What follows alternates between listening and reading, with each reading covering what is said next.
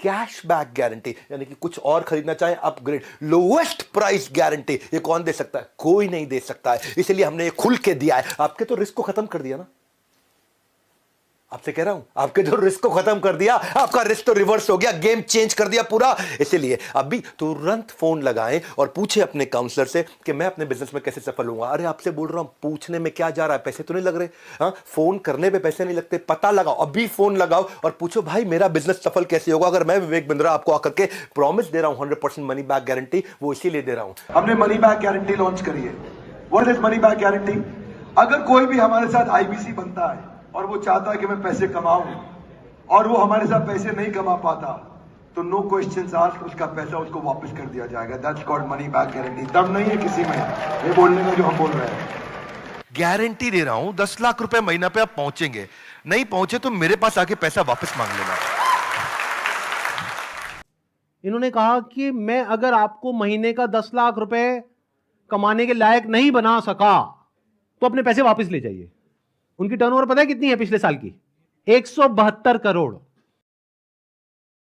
मैंने एक हफ्ता पहले एक वीडियो अपलोड करी थी बिग स्कैम एक्सपोज के नाम से। तो आपके हिसाब से इस पूरी लड़ाई में कौन सही है कौन गलत है? नहीं, सिर्फ ये नहीं बोलना है कि आप प्रॉपर लॉजिकली ये बताना है कि अगर मैं सही हूं तो क्यों हूं और अगर मैं गलत हूं तो क्यों हूं। मेरा ये जो ओपिनियन है ना, वो मेरे भाई के भी एक्सपीरियंस पे बेस्ड है, ना कि जस्ट मैं आपका या किसी और का व्यू देख कर आई हूँ। बेसिकली मैंने इसको बहुत करीब से देखा है, क्योंकि जब हम 11th और 12th में थे, अभी मैं यूपीएससी कर रही हूँ यहाँ पर, तो जब हम 11th और 12th में थे तो मेरे भाई को भी ऐसे लोगों ने अप्रोच किया था, मुझे भी कई बार अप्रोच किया था। वहां पे आपने देखा होगा किस तरीके से मोटिवेट किया जाता है, कैसे एक इंसान को अलग सा ही इन्वायरमेंट क्रिएट कर दिया जाता है कि आपको समझ में ही नहीं आएगा कि क्या गलत है क्या सही है। वो इतने कॉन्फिडेंट हो गए, स्पेशली एक लड़की थी, मेरी फ्रेंड थी, वो मुझे बोलती थी कि तू चल तू चल। तो हमेशा उसके स्टेटस पे मुझे यही दिखता था कि कोई BMW के साथ फ़ोटो पोस्ट कर रहा है। Exactly guys, I am not lying. तो कोई मर्सिडीज़ के साथ डाल रहा है। तो भाई ने भी मुझे कल ये बात बताई कि ये सब फेक होता है। अगर प्रोडक्ट बेचना तो आप सिंपली बेच दो ना कि हाँ साबुन है 10 रुपये का ले लो। उसके पीछे आप BMW क्यों दिखा रहे हो, जो कि वो पॉसिबल नहीं है। Exactly, that is the truth. कुछ लोगों को ये लग रहा है कि ये लड़ाई मेरे और विवेक बिंद्रा के बीच में है, जबकि ऐसा कभी था ही नहीं। ये कुछ लोग समझ रहे हैं या वो खुद समझ रहे हैं। ये लड़ाई एक्चुअल में सच और झूठ की है। ये लड़ाई एक्चुअल में सही और गलत की है। सर इसमें गलत क्या है वैसे? सर वो कोई तिकड़म लगा के अपना कोई प्रोडक्ट बेच रहा है। सर ऐसे बहुत सारे लोग हैं दुनिया में जो कुछ ना कुछ कर ही रहे हैं, कई सारी टैक्टिक्स लगा रहे हैं। और जैसे एडवर्टीजमेंट में बहुत सारा कुछ होता है, तो सर ये भी इसने भी कोई अपनी टैक्टिक्स निकाली है, तो उसमें सर गलत क्या अपना प्रोडक्ट बेचना। वेरी गुड पॉइंट कि इसमें गलत क्या है। कोई बताना चाहेगा कि इसमें कुछ गलत है या नहीं है या ये सही है? सर बेसिकली इसमें सबसे पहले हमारे लोग 18 to 25 के एज ग्रुप के बच्चों को टारगेट किया जाता है और इसमें उनको सेमिनार तक ले जाया जाता है और उनको ज़बरदस्ती आप अपने कुछ भी बेच रहे हो उन्हें फंसा दिया जाता है। सर अजीब टाइप के वहाँ म्यूजिक वगैरह चल रहे होते सेमिनार में। मैं खुद भी ज्वाइन किया था एक कंपनी में, और वो बोलते थे कि आपको आपकी दाढ़ी आने से पहले आपकी गाड़ी आ जाएगी। आई नहीं सर सबसे पहले मैं ये कहना चाहूँगा, क्योंकि जिस आपने बिग स्कैम वीडियो अपलोड की यूट्यूब पे, उसमें आपने ना नाम किसी का बताया ना कंपनी का नाम लिया। तो अगर मैं जैसे चोरी कर रहा हूँ, आप चोर चोर कह रहे हैं, अगर मैंने वो गलती की है तो ऑब्वियसली मैं चिढ़ूंगा उस बात से। आप अगर नाम लेते तो गलत था, कंपनी का या उनका या किसी स्पेसिफिक पर्सन का, तो गलत होता। आपने नाम तो नहीं लिया, और अगर नाम नहीं लिया है आपने और अगर मैं गलत हूँ तो मैं चिढ़ूंगा। और एक और मजेदार बात बताइए, जब वो वीडियो अपलोड हुई कितनों को समझ आया था मैं किसके बारे में बात कर रहा हूं? बहुत कम लोगों को। अगर वो कुछ नहीं करते, चुपचाप बैठे रहते, तो 2 दिन में सब भूल भाल जाता है, खत्म हो जाता। मतलब एक टीचर है जो क्लास में सामने खड़े होकर के बोल रही है तुम में से किसी एक ने चोरी करी है, और एक बच्चा खड़ा होकर के बोलता है मैंने चोरी नहीं करी है, मैंने चोरी नहीं करी। अरे नहीं करी तो बैठा रहे ना चुपचाप। सर इस पर मैं अपने थॉट शेयर करना चाहूँगा। सबसे पहले तो कोई कोर्स बेचना या प्रोडक्ट बेचना कोई गलत नहीं है, लेकिन प्रोडक्ट का अगर आप 50,000 का बेच रहे हो तो उसकी औकात भी होनी चाहिए उतनी। उनके प्रोडक्ट की औकात है 100 रुपये की, लेकिन बेच रहे 50,000 में। सर एक पॉइंट और मैं शेयर करना चाहूँगा। प्लीज बोलिए। लाइक किसी को पसंद नहीं आया और आप उससे कह रहे हो कि आप दूसरों को सेल करो, तो वो उससे ही बड़ा स्कैम है। असली स्कैम ये है, ध्यान से समझ लो सब लोग, कि एक प्रोडक्ट जो आपको पसंद नहीं आया, आप अपने पैसे वापस मांग रहे हो, लेकिन आपको कहा जा रहा है अगर आपको अपने पैसे वापस चाहिए तो अपने जैसे और 4 बेवकूफ पकड़ करके लाओ और उस पर 30%, 35% जो भी है कमीशन लो, और जो आपने पैसा लगाया वो पूरा पैसा आपको वापस। ये स्कैम है। अच्छा, इसी में अगर कोई जेन्युइन प्रोडक्ट हो तो क्या ये स्कैम है? No sir. नहीं है, ये भी ध्यान से समझ लेना। तो मजे की बात यह है कि जब मैंने स्कैम को एक्सपोज किया तो ऐसी हजारों कंपनीज हैं इंडिया में, उनमें से सिर्फ एक ही कंपनी वाले और उस कंपनी का मालिक नहा धो करके मेरे पीछे पड़ गया। इसका मतलब क्या निकालोगे? अब आ करके कह रहे कि बताओ इसमें स्कैम क्या है, तो ठीक है मैं बताता हूं स्कैम क्या है। आज अच्छे से बताता हूं और पूरी दुनिया को समझाता हूं कि स्कैम होता क्या है। तो एक काम करते हैं, एक वीडियो देखते हैं। उस वीडियो को देखने के बाद में आप लोग अपने व्यूज बताइएगा कि स्कैम है या नहीं है। दोस्तों मेरा नाम नीरज है, मैं राजस्थान जोधपुर से हूँ। बड़ा बिजनेस है। अभी 5 दिन पहले 4 तारीख को 4 सितंबर को मुझसे एग्रीमेंट पे साइन करवाया और बोले कि आपका जो ये केस है हम सोल्व कर देंगे और जो आपका बाकी पेमेंट है वो हम आपको रिफंड कर देंगे। 4 तारीख के बाद हमारा एग्रीमेंट हुआ। मुझे सेटलमेंट एग्रीमेंट दिया कि आप एग्रीमेंट पे साइन करो, इसको अच्छे से रीड करो, पढ़ो इसको, और आप साइन करके हमें भेजो, तब हम आपका जो पैसा है वो हम आपको रिफंड कर देंगे। मेरा जो भी पैसा है मैक्सिमम जो है अब 35,000 मेरा पैसा बड़ा बिजनेस में भी बाकी है। लॉस तो अगर मैं बोलूँ तो मेरा कैश का 1 लाख का मेरा लॉस हुआ है 2 साल के अंदर। एक साल मैंने फुल काम किया, डीएमटी भी पैसा खर्च किया, आना जाना बहुत स्ट्रगल किया, लेकिन पैसा नहीं कमा पाया। 1 लाख का मैं लॉस करके बैठा हूँ। लेकिन जो बड़ा बिजनेस को मैंने दिया था उसमें मेरा 35,000 अभी बाकी है बड़ा बिजनेस लेने का। और जो हमारा एग्रीमेंट का साइन हुआ था वो हुआ था 40,000 का। तो मेरा समीर करके नाम है, तो उन्होंने मुझको एग्रीमेंट दिया और बोला कि 40,290 रुपये जो अमाउंट है वो आपके हम अकाउंट में ट्रांसफ़र कर देंगे जब आप एग्रीमेंट साइन करके हमें भेजोगे उसके बाद।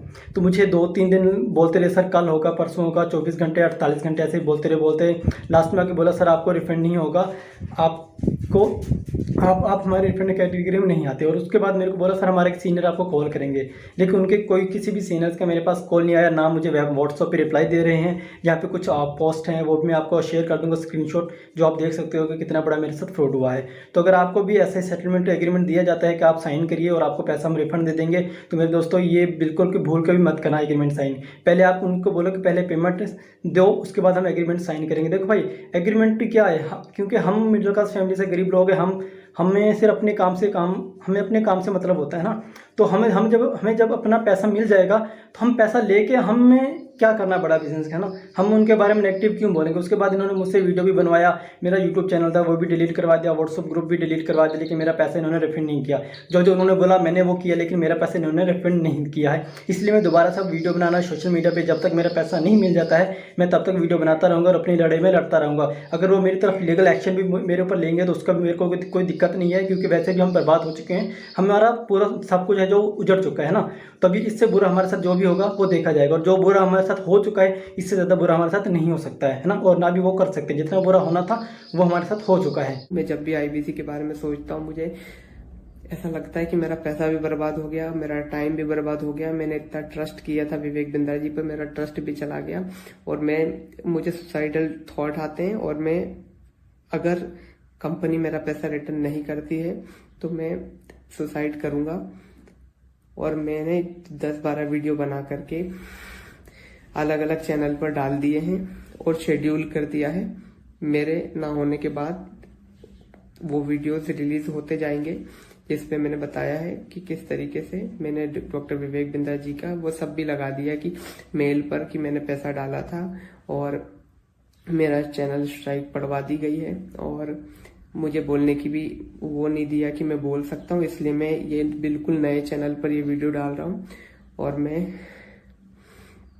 मैंने 10-12 वीडियोस और बना के रखे हैं जो मैं 10-12 अलग अलग चैनल्स पर मैंने डाल दिए, अपलोड कर दिया है, शेड्यूल कर दिया है। अगर बड़ा बिजनेस की टीम मुझे मेरा पैसा नहीं लौटाती है तो मेरे पास कोई ऑप्शन नहीं रहेगा, क्योंकि मुझे अभी फिलहाल में वो पैसा चाहिए कैसे भी करके, क्योंकि जिन लोगों से मैंने पैसा लिया है वो लोग डे नाइट मुझे परेशान कर रहे हैं। मैं आपको बताना चाहूंगा कि ये वीडियो हमने रिकॉर्ड नहीं करी है, ये YouTube पर अवेलेबल है, और ऐसी 1-2 नहीं बहुत सारी वीडियोस अवेलेबल हैं अलग अलग लोगों की, और बहुत सारे ऐसे बच्चे हैं जिन्होंने ब्याज पे पैसा लिया है।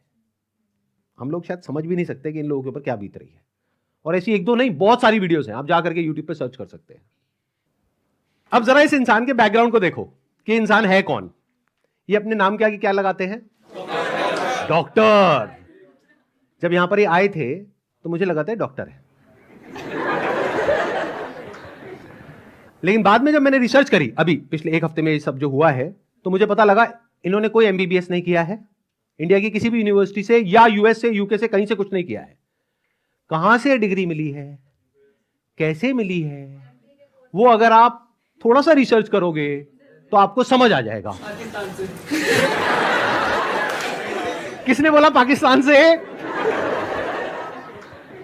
देखो मैं आपको हिंट देता हूं, पाकिस्तान इंडिया का नेबर है, ऐसे ही इंडिया का एक नेबर है बांग्लादेश, श्रीलंका।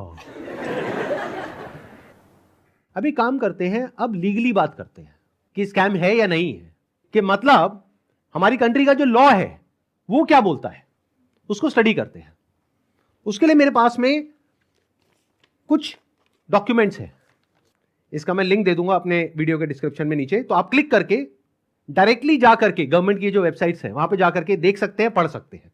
ये मैं नहीं कह रहा हूं, हमारी कंट्री की गवर्नमेंट कह रही है, ये उनके नोटिफिकेशंस हैं। सबसे पहले ये समझो कि ये जो स्कैम्स है ना इस तरह के, ये आज से नहीं चल रहे हैं, ये पिछले 100 साल से चल रहे हैं। तो इसके लिए 1978 में एक एक्ट बना था जिसको बोलते हैं prize chit and money circulation act, जहां पर के इस तरह की जो मनी सर्कुलेशन स्कीम्स होती हैं या पिरामिड स्कीम्स होती हैं उन सबको बैन कर दिया गया था। मतलब क्या कि अगर आप एक कंपनी खोलते हो और किसी से पैसा लेते हो, फॉर एग्जांपल मैंने एक कंपनी खोली, वहां पे मैंने आपसे 1 लाख रुपए लिया और आपको बोला कि आप आगे किसी को ज्वाइन करा दो, तो जब आपने किसी को आगे ज्वाइन कराया, अपने फ्रेंड को, रिलेटिव को, किसी को भी और कैसे भी, तो उसमें आपको कितना मिला? 30,000। 70,000 किसको मिला? कंपनी को। तो ये स्कीम इस तरीके से आगे बढ़ती रहती है, यानी वो जो पैसा आ रहा है वही पैसा पब्लिक से लेकर के पब्लिक में ही रोटेट कर दिया जाता है। और एक ऐसा पॉइंट आता है जब जा करके पूरा का पूरा जो पिरामिड है ये कोलैप्स कर जाता है। तो यहां पर जो लोग टॉप पे बैठे होते हैं वो तो पैसा कमा लेते हैं, बट जो बॉटम ऑफ द पिरामिड है उन सबका पैसा डूब जाता है। और फिर या तो ये कंपनीज बंद हो जाती हैं या भाग जाती हैं पैसा लेकर के। पास्ट में ऐसा बहुत कंपनीज ने किया है, उसमें से बहुत सारी कंपनीज के जो ओनर्स हैं वो आज जेल में हैं। तो ये एक प्रॉपर स्कैम है जिसको गवर्नमेंट ने बैन किया हुआ है। फिर सवाल उठता है कि जब ये बैन है तो लोग कैसे कर रहे हैं? देखो ध्यान से सुनो, ध्यान से समझो। आपसे अगर मैं पैसा लेता हूं और आपको बदले में कुछ नहीं देता हूं तो वो तो इलीगल है। लेकिन मान लो मैंने आपसे पैसा लिया 50,000 रुपए, बदले में आपको एक 50 रुपए का प्रोडक्ट दे दिया, तो क्या वो लीगल है? इलीगल है?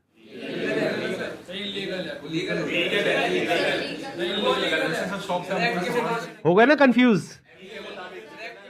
तो ये एक लूपहोल है, ये जो लॉ है उसके अंदर, इसको ये लोग यूज कर रहे हैं। मतलब गवर्नमेंट ने क्या कहा कि अगर आप किसी के घर का दरवाजा तोड़ते हो और अंदर जाते हो और चोरी करते हो तो आपको सजा होगी।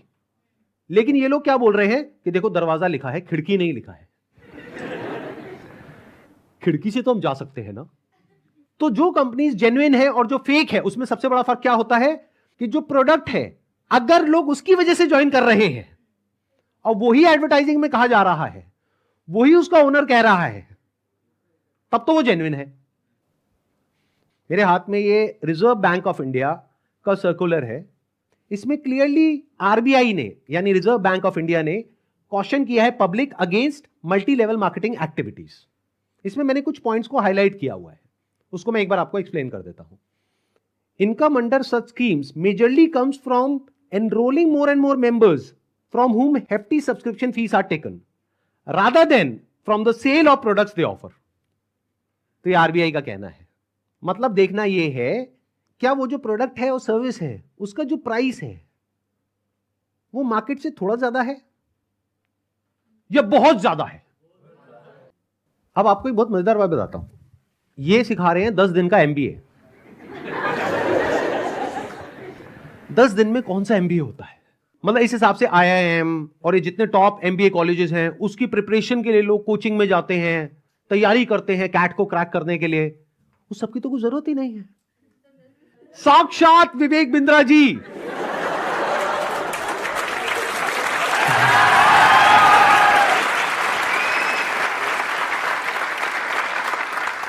आपके सामने 10 दिन तक रोज प्रकट होंगे और आ करके आपको 10 दिन में एमबीए करा देंगे।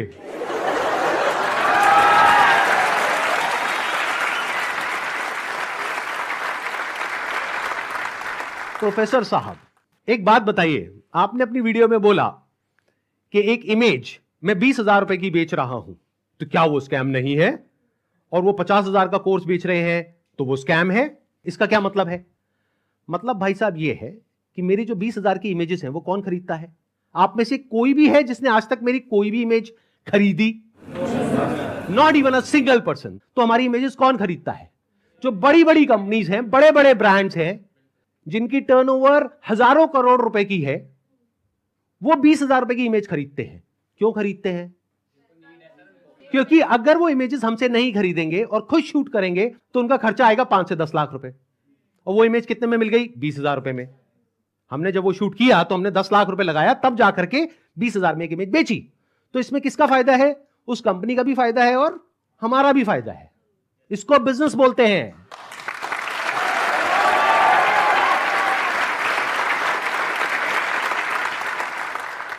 देखते हैं आरबीआई और गवर्नमेंट ऑफ इंडिया क्या कहती है उनके बिजनेस मॉडल के बारे में।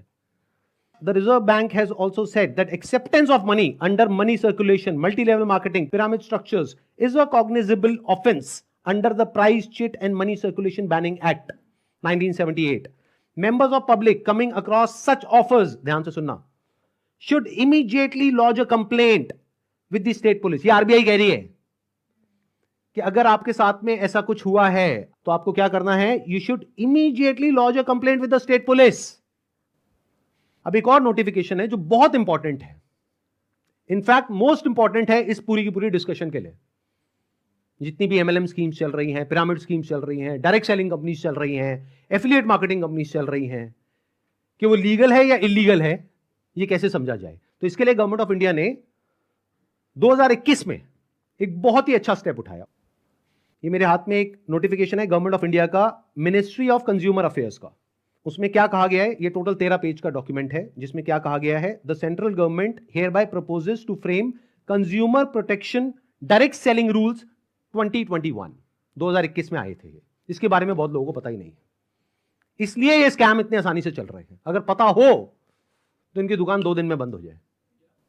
डिटेल में अगर आप जानना चाहते हैं इसमें क्या क्या लिखा हुआ है तो नीचे यहाँ पे डिस्क्रिप्शन में आपको लिंक मिलेगा, उस पर क्लिक करके आप देख सकते हैं और पढ़ सकते हैं इसको। मैं बस शॉर्ट में कुछ पॉइंट्स मैंने हाईलाइट करे हुए हैं, वो आपको बताता हूं जो समझना बहुत जरूरी है। It applies to all models of direct selling, whether it is multi level, whether it is single level, whether it is affiliate, किसी भी स्ट्रक्चर से आप सेलिंग कर रहे हो तो आपको इन रूल्स को फॉलो करना है। सबसे पहला रूल क्या है? It has no provision that a direct seller will receive remuneration और incentives for recruitment oblique enrolment of new participants in the direct selling business except as a result of sale of goods और services by them. मैं इसको थोड़ा सरल भाषा में translate करके बताता हूं। इसमें कहा जा रहा है, आप अगर एक डायरेक्ट सेलिंग कंपनी हो तो आपकी कंपनी में जो डायरेक्ट सेलर्स हैं उनको जो पैसा मिल रहा है या इंसेंटिव मिल रहा है या कमीशन मिल रहा है, वो नए मेंबर्स को एनरोल करने पर नहीं मिलना चाहिए, बल्कि वो मिलना चाहिए फॉर सेल ऑफ गुड्स और सर्विसेज बाय देम। वो जो कंपनी गुड्स और सर्विसेज दे रही है उसकी वैल्यू क्या है? अब ये कौन डिसाइड करेगा? जिन्होंने वो परचेज किया। अगर तो उन्होंने 50,000 का कोर्स परचेज किया इनकी कंपनी से और वो सब सेटिस्फाइड है तो कोई प्रॉब्लम ही नहीं है। बट अगर उसमें से 99% लोग सेटिस्फाइड नहीं और अपना पैसा वापस मांग रहे हैं और ये पैसा वापस नहीं कर रहे हैं तो ये स्कैम है ना। बिंद्रा जी आपने पूछा था ना क्यों है ये स्कैम, तो बता रहा हूं आपको। इसमें कहा गया है, इट अलाउज और provides for a buy back और repurchase policy for currently marketable goods which are not unpacked और services sold to the participant at the request of the participant at reasonable commercial terms. मतलब कि कोई buyback का option होना चाहिए। किसी company ने आपको 50,000 रुपए के कुछ प्रोडक्ट्स या सर्विसेज दे दी, अब आप कहते हो मेरे किसी काम की नहीं है, तो अब आप उसका क्या करोगे? उस कंपनी को एक बायबैक पॉलिसी देनी पड़ेगी। अब देखना, ध्यान से सुनना, ध्यान से समझना। बायबैक आप किस चीज पर दे सकते हो? जिसकी कोई मार्केट वैल्यू हो। मतलब कि गवर्नमेंट क्या कह रही है यहां पर कि आप कोई ऐसा प्रोडक्ट बेचो डायरेक्ट सेलिंग में जिसकी कोई मार्केट वैल्यू हो, क्योंकि अगर 3 महीने बाद वो इंसान आकर के कहता है कि ये लो आपके प्रोडक्ट्स वापस, तो उस कंपनी को पता है कि ये प्रोडक्ट्स पैक्ड हैं, तो ये प्रोडक्ट्स हम किसी और को दे देंगे, तो ना कंपनी का नुकसान हुआ ना कस्टमर का नुकसान हुआ। बट अगर कुछ आपने ऐसा बेच दिया है जिसकी कोई मार्केट वैल्यू नहीं है, फॉर एग्जाम्पल आपने कोर्स खरीदा इनसे, अगर आप जा करके किसी को बोलते हो कि ये कोर्स मैंने 50,000 का लिया है, आपको 5,000 का देती हूं, ले लो, कोई लेगा? 500 रुपए का लेगा? तो इसकी मार्केट वैल्यू क्या है? Zero. It is a clear violation of this act. इसलिए ये स्कैम है Bindra ji.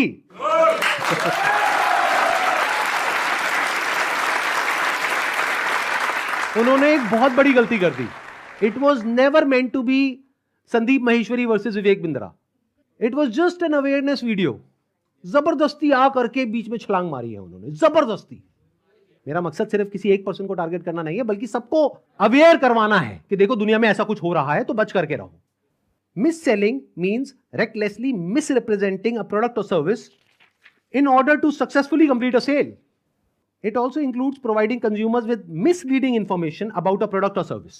This can involve omitting key information, मतलब key information आप उनसे छुपा रहे हो about a product, or providing information that makes the product appear to be something it is not. मतलब कि अगर सरल भाषा में बोला जाए तो आप ऐसा नहीं कर सकते कि आप दिखा कुछ और रहे हो और दे कुछ और रहे हो। उन्होंने अपनी एक वीडियो में नहीं, पता नहीं कितनी वीडियोस में खुलेआम खुद उन्होंने, विवेक बिंद्रा ने खुल करके बोला है कि अगर आप महीने का 10 लाख रुपए नहीं कमा सके तो मैं आपके सारे पैसे वापस कर दूंगा। अब एक सबसे इंपॉर्टेंट क्लॉज आ रहा है, इसके बाद मैं एक वीडियो प्ले करूंगा। क्लॉज नंबर 7 का 2E एक पर्टिकुलर क्लॉज है जो सबसे इंपॉर्टेंट है इस पूरे के पूरे सर्कुलर में। इसको ध्यान से सुनना, ध्यान से समझना। A direct selling entity and direct seller shall not refuse to take back spurious goods or deficient services and refund the consideration paid for goods and services provided. इससे कोई फर्क नहीं पड़ता कि आपने उस कंपनी के साथ में क्या एग्रीमेंट किया है, फर्क इससे पड़ता है कि लॉ क्या है।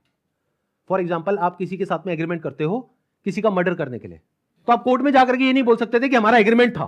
क्यों? क्योंकि जो कंट्री का लॉ है वो किसी भी एग्रीमेंट के ऊपर है।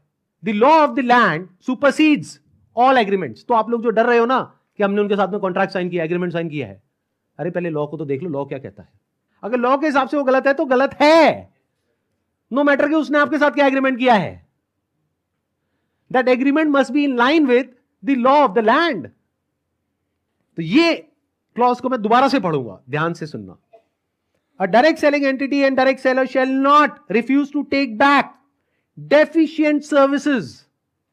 डेफिशिएंट वर्ड का क्या मतलब होता है? कोई भी ऐसी सर्विसेज जिसमें किसी भी तरह की कोई कमी है और जो कंज्यूमर है वो कहता है कि ये जो आपने मेरे को कोर्स दिया है या प्रोडक्ट दिया है या सर्विस दिया है ये बेकार है, किसी काम की नहीं है, तो उस कंपनी को पैसा रिफंड करना ही पड़ेगा। ये मैं नहीं कह रहा हूं, हमारी कंट्री का लॉ बोल रहा है। अब ये जो मैंने आपको कुछ पॉइंट्स बताए, इसके अकॉर्डिंग एक बार एक छोटी सी वीडियो को देखो, बड़े प्रोफेसर की, देखते हैं वो क्या बोलते हैं। मैं आपको अपना व्हाट्सएप का नंबर दूंगा, ईमेल एड्रेस दूंगा, वहां बोल दीजिए आकर के पैसे ले जाइए। नहीं भी आना तो आप ईमेल कर दीजिएगा, आपको पैसे आपके अकाउंट में ट्रांसफर हो जाएंगे। तो आप या तो 50-60 हजार रुपए वापस ले जाइए या लाखों लाखों लाखों रुपए हर महीने कमा लीजिए, दोनों में से कुछ भी कर लीजिए।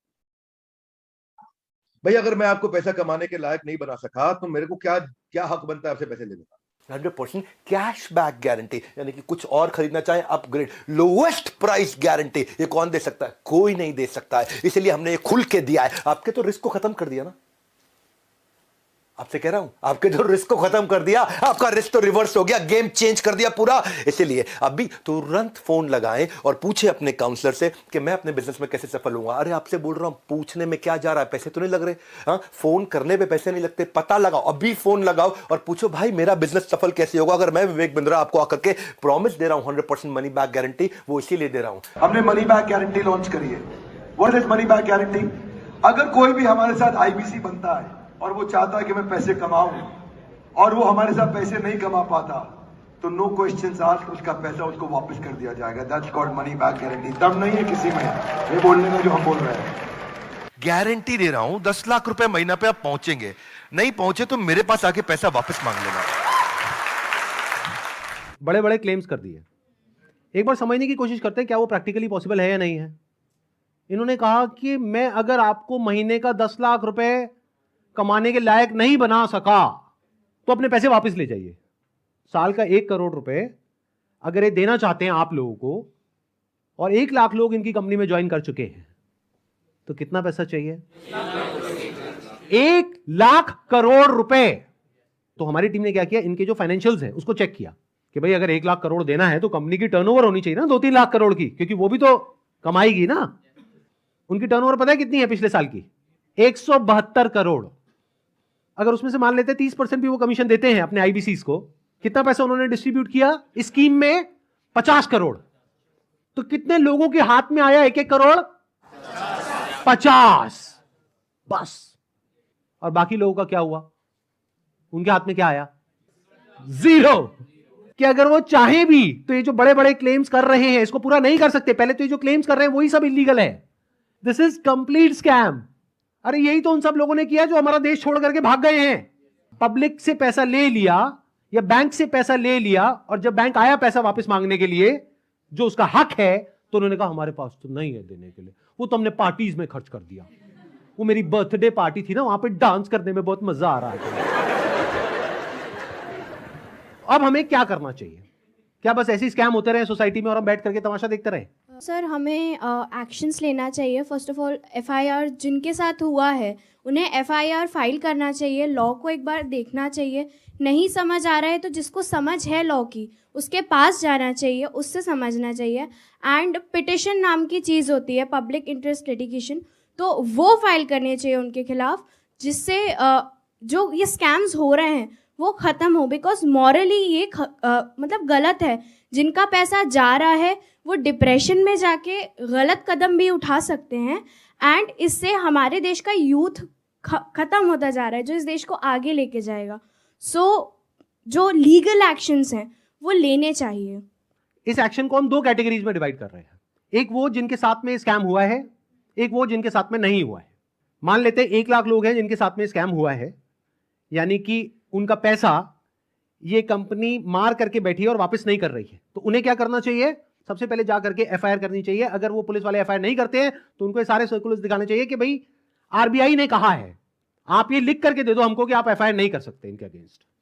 तो उन्हें एफआईआर लॉन्च करनी ही पड़ेगी। और अगर इंडिया के अलग अलग पार्ट्स में बहुत सारे लोग इस तरीके से एफआईआर लॉन्च करते हैं, तो जितनी भी हायर अथॉरिटीज हैं लाइक सीबीआई एंड ईडी, वो सब एक्शन में आ जाएंगी। मतलब उनको भी आइडिया लगेगा कि ये कोई छोटा मोटा स्कैम नहीं है, 500 करोड़ का स्कैम है, छोटा अमाउंट नहीं होता है। और ये पैसा किसका है? पब्लिक का है। और पब्लिक में भी एक बार को मान लो किसी 50-60 साल के आदमी का होता तो मुझे इतना दर्द नहीं होता। 18-19 साल के बच्चे का है जिसकी जेब में 50 रुपए नहीं होते हैं। तो पहला क्या है, अगर आपके साथ में ऐसा कुछ हुआ है तो नंबर 1 एफआईआर लॉन्च करो। नंबर 2, अभी तक मैं इसमें डायरेक्टली इन्वॉल्व नहीं था लेकिन अब हो गया हूं, तो अब आप लोग अकेले नहीं है। मेरा एक सिंपल सा प्लान है कि मैं अपने चैनल पर मोनेटाइजेशन ऑन करूंगा। वहां से मेरे पास में कुछ पैसा आएगा। मान लो 2-3 महीने में मेरे पास में 1 करोड़ रुपए आ जाता है, तो इस 1 करोड़ को मैं यूज करूंगा इंडिया की सबसे अच्छी लॉ फर्म को हायर करने के लिए, जो कि इन लोगों को रिप्रेजेंट करेगी जिनके साथ ये स्कैम हुआ है। उसका पैसा कहां से आएगा? मेरे चैनल पे जो एड्स रन होंगी अगले 2-3 महीने तक, वहां से आएगा। अगर उस पैसे की मुझे जरूरत पड़ी तो, अगर उतना पैसा मैं खुद अरेंज कर पाया तो मैं एड्स ऑन नहीं करूंगा, लेकिन अगर मैं अपने बेस पे अरेंज नहीं कर सकता हूं तो मैं एड्स ऑन कर दूंगा। तो तैयार रहना, कल को बोलना मत कि एड्स कहां से ऑन हो गई। जरूरत पड़ी तो मैं 1-2 महीने के लिए एड्स ऑन करूंगा, फिर बंद कर दूंगा जैसे ही मेरे पास में उतना पैसा आ जाएगा जितना उस लॉ फर्म को देना है। फिर वापस से अगर मेरे पास में पैसा खत्म हो गया उनको देने के लिए 6 महीने बाद, फिर से एड्स ऑन कर देंगे। अपने घर की खेती है, क्या दिक्कत है?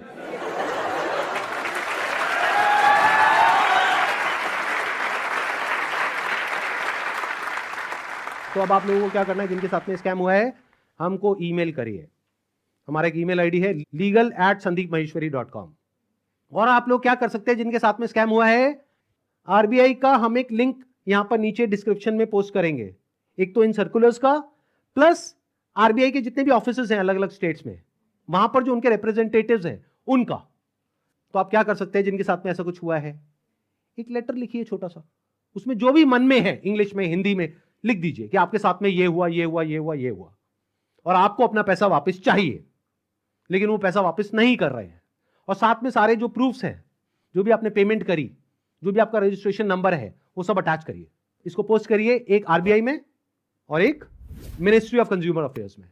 अगर ये करते हैं तो क्या होगा, सोचो उनके पास में हजारों लेटर्स पहुंच जाते हैं तो क्या होगा, तो गवर्नमेंट की जो भी सीनियर अथॉरिटीज हैं वो सब एक्शन में आ जाएंगी। अगर आपको बहुत ज्यादा डर लगता है कि पता नहीं क्या हो जाएगा, क्योंकि ये आदमी है तो थोड़ा अजीब, अभी जो कल वीडियो में आया है ये, इसने आकर के एक बार नहीं बार बार मुझे धमकियां दी है, एक हफ्ते में देखो मैं तुम्हारे साथ क्या करता हूं। भाई तू क्या करेगा, कर ले, अभी कर ले। मैं नहीं डरता भाई, दिखता नहीं है मेरी आंखों के अंदर, मेरे को मत डराने की कोशिश कर बार बार, तू अपनी आंखें दिखा कर